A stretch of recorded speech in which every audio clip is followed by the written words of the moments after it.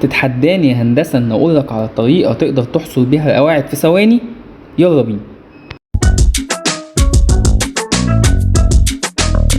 بالقناة فاحنا في الجزء ده هنتكلم عن كل ما يخص المكتب الفني بالتفصيل، وهنطبق خطوة بخطوة على مشروع بالكامل من البداية للنهاية. فلو حابب تتميز فعملية بسرعة جدا من غير ما اخش في عناء ان انا افتح شيت الاكسل واقعد اجمع كل قاعدة والكلام ده كله، هقول لك بس الطريقة دي اسمها الحصر السريع، ودي بنستخدمها لما يكون في مقايسة تسمينية، المقايسة دي فيها كميات وانا كمقاول عايز اتاكد من الكميات دي، فبستخدم الطريقة السريعة دي.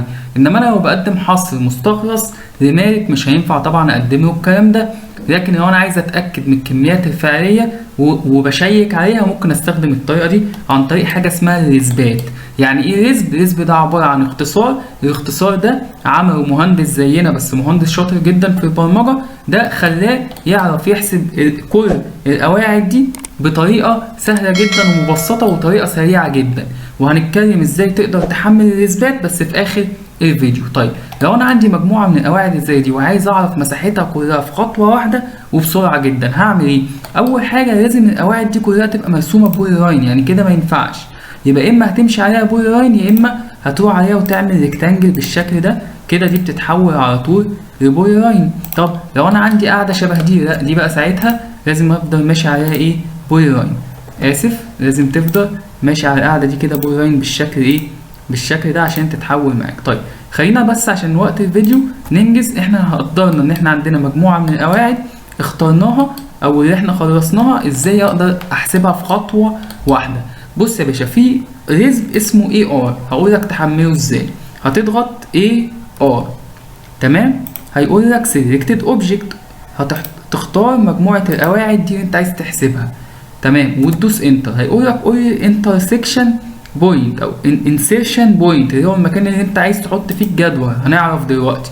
وبيقول لك قول الهايت، طب دي قواعد عاديه سمكها وليكن 10 سم، فهضغط 0.1 يعني 10 سم.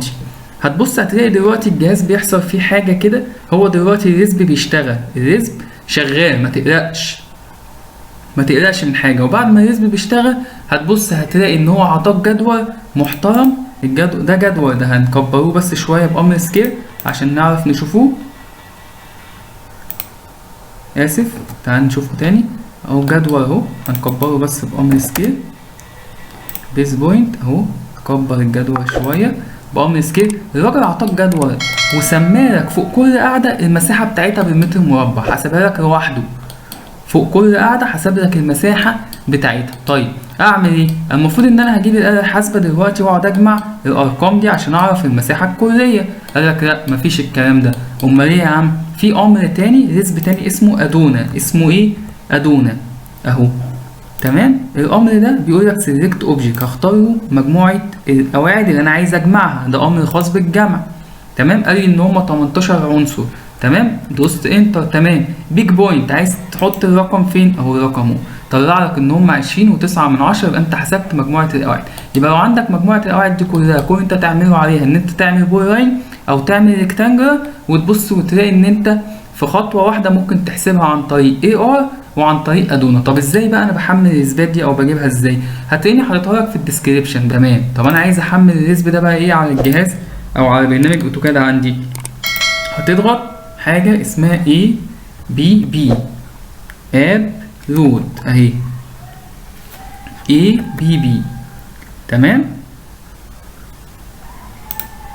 ساعتها هيقول لك انت عايز تختار الريزب، هتختاره منين؟ هنروح جايين رايحين في السي، انا هختاره من السي، من الاوتوكاد عندي في السي في الريزب. طيب اختار انهي ريزب؟ انا مثلا هختار اريا ان تيبل، هجرب الريزب ده وهدوس روت. بص هتلاقيه بيقول لك ايه؟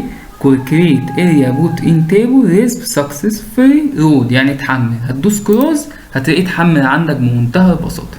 العمليه سهله وبسيطه، مش محتاج اي حاجه. شكرا.